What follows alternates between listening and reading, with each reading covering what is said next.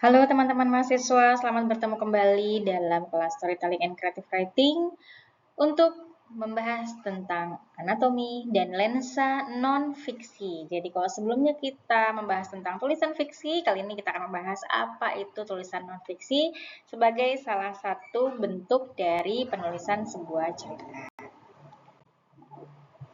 Jadi apa itu non-fiksi? Non-fiksi merupakan karya sastra juga yang ditulis berdasarkan kajian keilmuan atau pengalaman nyata. Tentu berbanding terbalik ya dengan fiksi, di mana fiksi itu berasal dari hayalan atau imajinasi kita. Jadi itu bukan dari sesuatu yang memang sifatnya nyata betul terjadi, begitu ya. Ini adalah 5 ciri dari tulisan non-fiksi yang bisa teman-teman lihat ya. Yang pertama tentunya juga berbeda dari fiksi. Untuk tulisan non-fiksi, sifatnya bahasa yang dibuat adalah formal atau baku, yaitu sesuai dengan kaidah tata bahasa resmi, gitu ya. Bahasanya tidak menggunakan bahasa populer seperti tulisan fiksi. Kemudian kalimat-kalimat atau kata-kata atau diksi yang digunakan juga bermakna denotatif gitu ya. Jadi lugas memang secara harfiah artinya demikian gitu ya, bukan memakai bahasa kiasan ya, tidak berandai-andai begitu ya. Jadi maknanya denotatif. Kemudian fakta dan aktual artinya memang betul peristiwanya terjadi. Berbasis data tentunya, jadi karena memang bukan karangan ya, jadi memang sesuatu yang nyata, ada datanya begitu ya. Dia sifatnya ilmiah karena memang berdasarkan keilmuan, tapi juga sekaligus populer. Artinya walaupun sifatnya ilmiah, dia bisa dibaca dengan ringan gitu ya, sehingga dapat dipahami oleh semua pembaca umum. Tidak seperti karya ilmiah seperti penelitian misalnya yang mungkin hanya bisa dengan mudah dipahami oleh orang-orang tertentu gitu. Artinya sifatnya tidak ringan gitu ya. Tapi untuk tulisan non-fiksi dalam karya storytelling ini sifatnya itu lebih ringan. Jadi kalau kita lihat nih dari sisi makna atau fokus penulisannya gitu ya, fiksi tadi lebih ke konotatif, metafor, berandai-andai, begitu ya, fokusnya pada keindahan, kata-kata yang digunakan juga bisa multitafsir gitu ya, kemudian mengandung emosi, ada makna-makna yang tersirat di dalamnya, ada pesan-pesan yang ingin disampaikan di dalamnya, tadi sudah kita pelajari di pertemuan sebelumnya. Sedangkan non-fiksi itu sangat berbeda jauh dengan fiksi, dia maknanya lebih denotatif, lebih yang sebenarnya literally gitu ya, literal. Fokus pada sesuatu yang memang kebenaran yang mutlak, memang kejadiannya ada, fakta, makna yang digunakan dalam makna yang sebenarnya, gitu ya. Tulisan fiksi ini punya berbagai cover begitu ya, di antaranya adalah misalnya dia membahas tentang sejarah, petualangan, argumentasi, tentang penelitian, atau bisa juga bimbingan. Wajah atau cover non-fiksi ini kalau di dalam fiksi itu bisa kita bilang tema lah ya, gitu ya. Tapi kalau di non-fiksi karena memang dia nyata, ya bukan tema. Kalau tema kan sesuatu yang memang kita create gitu ya, kita mau tema apa nih gitu. Tapi kalau di non-fiksi kita sebutnya itu kayak wajah atau covernya gitu ya, dibungkus balutannya dengan apa. Misalnya tentang sejarah, tentang kejadian-kejadian masa lalu, film dokumenter gitu ya. Kemudian tentang petualangan gitu ya, tentang perjalanan, baik itu perjalanan seseorang dalam menjalani hidup atau perjalanan yang memang betul-betul literally perjalanan gitu kan ya.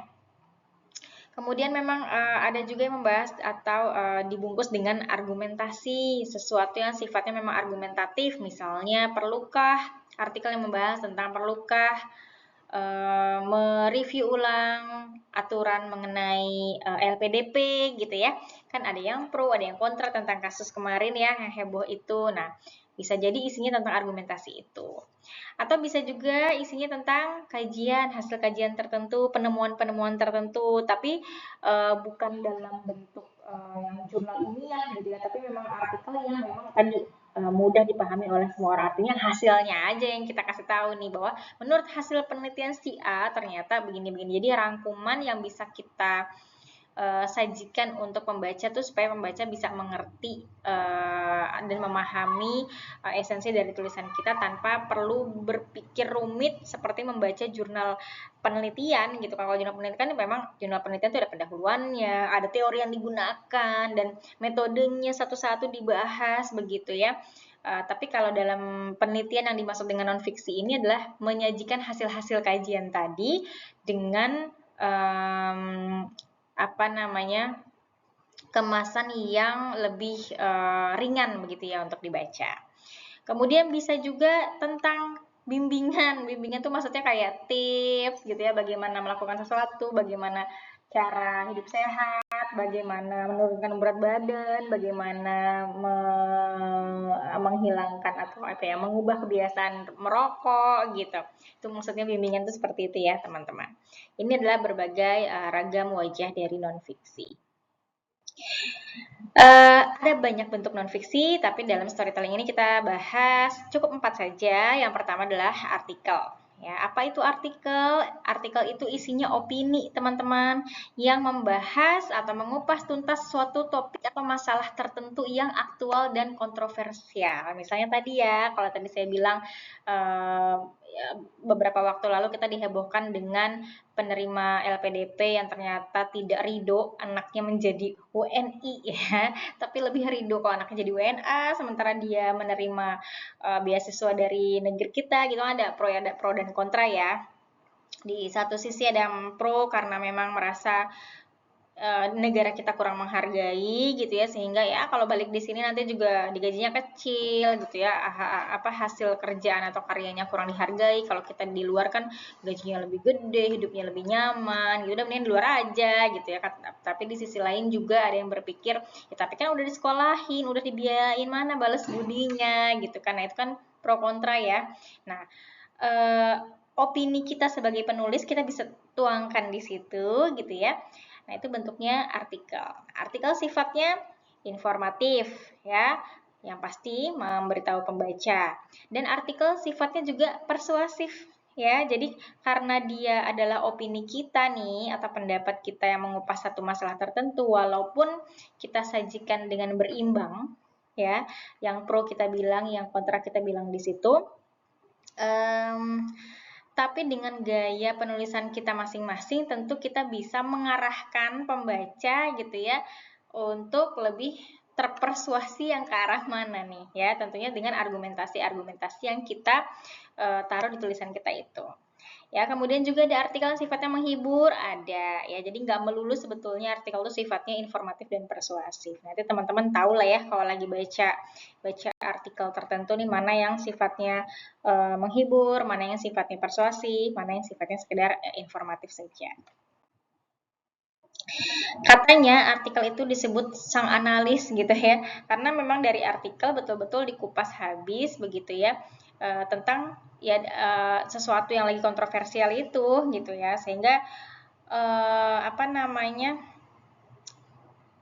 banyak hal yang bisa digali dari penulisan artikel sebetulnya.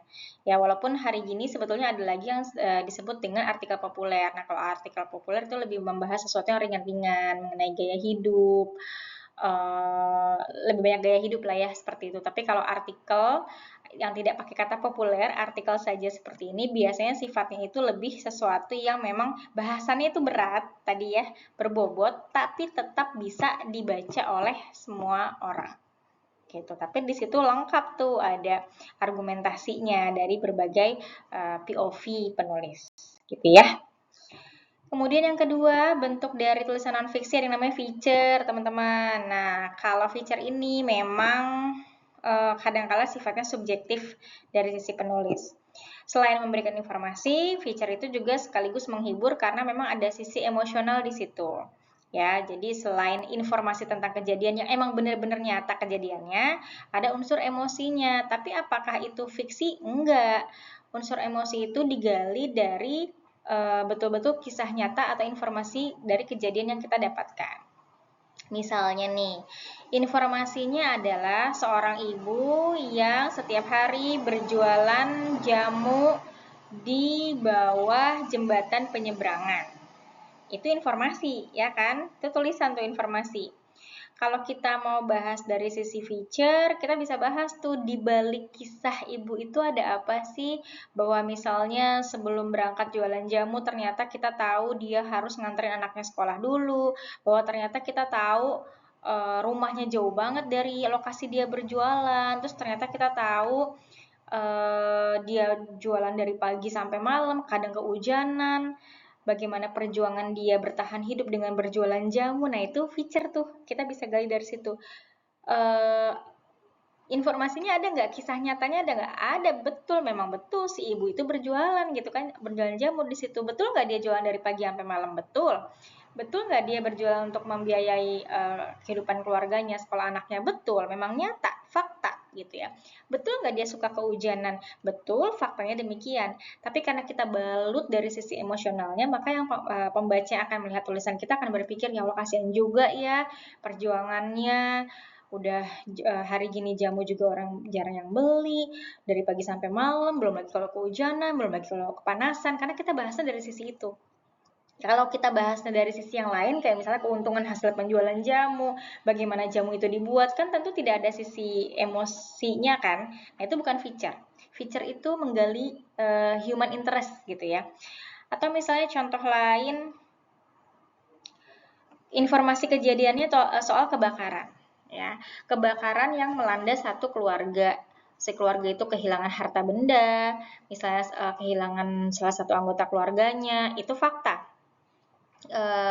Kejadiannya berlangsung pada malam hari sampai dengan subuh, itu fakta kejadiannya sebenarnya. Kalau kita mau nulis feature, kita cari fakta-fakta di balik itu, bahwa misalnya ternyata itu rumah satu-satunya yang baru aja dibeli, terus baru sehari ditempati ternyata kebakaran dan habis. Itu kan ada human interest di dalamnya ya, betapa sedihnya rumah yang udah lama diperjuangkan, boleh nabung susah-susah baru beli udah dapet, kebakaran. Nah, itu ada unsur emosional di dalamnya. Gitu. Itu feature, teman-teman. Jadi, teman-teman bisa gali sesuatu yang memang mengandung human interest di dalamnya dari suatu peristiwa yang memang nyata beneran terjadi. Itu feature ya. Seperti itu, teman-teman. Nah, feature itu disebut dengan sang pencerita katanya karena dia tuh sebetulnya kayak fiksi gitu, tapi bedanya kalau fiksi itu karangan, kalau feature itu betul-betul faktual, nyata. Ya, jadi ada data, fakta aktual, dan human interest di dalamnya. Makanya namanya feature. Nah, feature ini memang tidak bercerita secara utuh, ya. Dia hanya mengambil satu POV-nya saja. Kayak tadi kisah penjual jamu. Kalau kita mau ngambil secara utuh, kan kita bisa banyak bahas hal yang ada di dalamnya, ya. Misalnya bagaimana proses pembuatan jamunya, berapa keuntungannya, kemudian modalnya berapa, dia berjualan itu sudah berapa lama misalnya, terus dia punya keluarga, anaknya berapa, tuh kita bahas semua tuh. Terus pro kontra di dalamnya, kalau misalnya artikel ya, layak nggak sih perempuan yang sampai harus segitunya nyari uang dari pagi sampai malam, suaminya kemana, gimana nih perempuan-perempuan Indonesia, kan gitu tuh, menghadirkan pro kontra itu kalau artikel. Tapi kalau feature kita menghadirkan satu keping aja, kita mau bahas apa sih? Bahas dari sisi perjuangan si penjual jamu ini kah? Atau mungkin kita bahas dari satu sisi, misalnya dari POV anaknya, punya ibu penjual jamu yang tiap hari pergi pagi pulang malam, pulang kehujanan kadang kepanasan, kita mau bahas dari sisi mana nih? Jadi seperti satu kepingan puzzle yang menyoroti satu fragmen yang lebih spesifik lagi. Kemudian karena dia mengandung human interest, maka dia sifatnya lebih personal, ya, lebih subjektif. Sifatnya informasi plus hiburan, dan biasanya karena mengangkat kisah nyata, jadi lebih kepada bagaimana meneladani kisah hidup seseorang gitu. Sedih-sedih melulu enggak juga. Misalnya ada sesuatu yang mau kita hadirkan tentang kebanggaan, tentang rasa kalau dari kisah penjual jamu tadi, misalnya kita mau ceritain bagaimana si anak bangga banget punya ibu yang segitunya tough gitu ya, berjuang, itu bisa banget tuh kita gali feature dari situ. Ya, jadi feature itu memang perlu data-data yang lebih mendalam, yang lebih deep. Biasanya kalau dalam jurnalistik itu dia perlu yang namanya wawancara mendalam, pendekatan-pendekatan tertentu gitu. Itu feature ya, teman-teman. Kalau opini ya sama lah ya. Opini itu kan lebih kepada ya, cara pandang kita. Jadi memang sifatnya juga lebih subjektif nih ya. Makanya kalau ada kolom opini di suatu media, nah biasanya itu dari POV dari media tersebut bagaimana ya, karena opini lebih kepada menuliskan pendapat pribadi tentang suatu kejadian ya. Tapi nggak harus pakai teori-teori akademik tertentu gitu ya. Biasanya dari POV si penulis, kemudian selalu disertai kepada rekomendasi sebaiknya kedepannya diharapkan gitu. Ini merupakan evaluasi bagi kita semua, kayak gitu-gitu tuh biasanya jenis tulisan opini ya. Dan selanjutnya adalah yang terakhir esai ya. Kalau esai lebih kepada isinya itu tentang analisis yang sifatnya lebih ke refleksi gitu ya, yang lebih mendalam terhadap satu kejadian. Biasanya dia pakai pendekatan beberapa multidisiplin ilmu ya. Hasilnya itu bisa menghubungkan satu peristiwa dengan peristiwa lain yang lebih luas sebagai bahan perenungan dan refleksi bagi pembaca atau masyarakat luas ya. Biasanya sifatnya atau isinya lebih panjang nih dari artikel ya teman-teman ya. Nah, ini adalah 3 klasifikasi dalam pendekatan tulisan esai. Ada yang namanya esai deskriptif, ada yang namanya esai expository, ada yang namanya esai persuasif. Ini udah tau lah ya, kalau deskriptif kan lebih kepada mendeskripsikan, menggambarkan gitu ya. Kemudian kalau expository lebih kepada membahas tentang sebab akibat, membandingkan sesuatu gitu ya. Memberikan contoh-contoh, itu expository. Kalau esai persuasif, ya tahu ya, bertujuan meyakinkan, mempersuasi pembaca. Jadi kalau dilihat nih ya, satu peristiwa sebetulnya bisa kita sajikan dalam 4, diantaranya 4 bentuk tulisan non-fiksi, ya teman-teman. Tergantung si penulis ini tujuannya mau apa, ya, dan dia mau mengemasnya dalam bentuk apa. Satu peristiwa kebakaran, satu peristiwa ibu penjual jamu tadi bisa kita sajikan dalam bentuk artikel, bisa kita sajikan dalam bentuk opini, bisa juga dalam bentuk feature, dan juga dalam bentuk esai. Nah, ini contohnya salah satunya teman-teman, kalau teman-teman pernah dengar nih tragedi AirAsia QZ8501, nanti cari di Google ya, ini tahun berapa kejadiannya. Ya. Jadi waktu itu ada AirAsia di kode pesawat QZ8501 yang memang mengalami kecelakaan gitu. Nah, dari satu peristiwa kecelakaan pesawat ini beberapa media itu menghadirkan dalam bentuk yang berbeda gitu ya, teman-teman. Nah, misalnya dalam bentuk artikel gitu ya. Gimana caranya? Tragedinya sama nih, si pesawat yang jatuh. Kalau kita mau nulis artikel, maka kita harus mengumpulkan data-data dulu nih kecelakaan pesawat 5 tahun terakhir nih buat bridging dulu gitu ya. Misalnya Indonesia 5 tahun terakhir tuh beberapa kali terjadi kecelakaan pesawat, diantaranya ini. Menurut data misalnya terjadi peningkatan atau terjadi penurunan gitu ya, atau sebaliknya lah ya, mengenai kuantitas untuk atau jumlah kecelakaan pesawat dalam 1 tahun misalnya gitu. Dan setelah dianalisa ternyata apa saja nih yang bisa menyebabkan kecelakaan pesawat sih, ini. Nah, baru-baru ini juga terjadi gitu misalnya sama AirAsia tipe ini terjadi pada tanggal sekian, bulan sekian, ini terjadi karena apa dan lain sebagainya. Dibahaslah itu gitu ya dalam artikel, apa sih sesungguhnya penyebab yang terjadi dalam kecelakaan pesawat tersebut. Kemudian dalam opini lain lagi. Kalau dalam opini kan berarti menuliskan pendapat pribadi mengenai apa sih penyebab kecelakaan pesawat itu gitu ya. Misalnya ternyata dalam opini yang saya tulis kecelakaan pesawat tuh menurut opini saya banyak terjadi karena kelalaian dari maskapai itu sendiri, tidak rutin mengadakan pengecekan terhadap pesawat dan lain sebagainya. Rekomendasinya untuk maskapai, untuk pihak-pihak terkait, misalnya pemerintah yang membuat aturan gitu ya, sebaiknya kedepannya harus bagaimana supaya mengurangi kecelakaan pesawat. Nah, udah lain tuh isinya sama artikel ya. Nah, feature dengan satu peristiwa yang sama, dia menghadirkan apa? Human interest dari banyak korban, dari pilot, pramugari, awak pesawat, penumpang gitu ya. Mana yang mau kita ambil? Karena tadi feature adalah kepingan puzzle, misalnya kita mau ambil salah satu kisahnya penumpang, atau kita mau ambil kisah dari pilot, keluarga pilot, dan lain sebagainya. Ya, atau nih lebih emosional lagi nih, ternyata misalnya ada salah satu calon penumpang yang nggak jadi naik AirAsia karena terlambat gitu, akhirnya nggak jadi ikut AirAsia ini. Kalau dia ikut, ya mungkin udah seperti korban-korban lain. Itu feature, gitu ya. Kemudian esai sebagai bentuk refleksi, perenungan, bagaimana kualitas penerbangan di Indonesia misalnya, bagaimana tentang keselamatan penumpang untuk maskapai gitu ya, bagaimana sejarah penerbangan di Indonesia dengan adanya kejadian ini gitu ya. Jadi semua punya POV yang berbeda yang dari 4 bentuk ini. Tapi bahwa ada satu fakta yang sama yang lagi diceritain ya ada, yaitu tragedi AirAsia ya.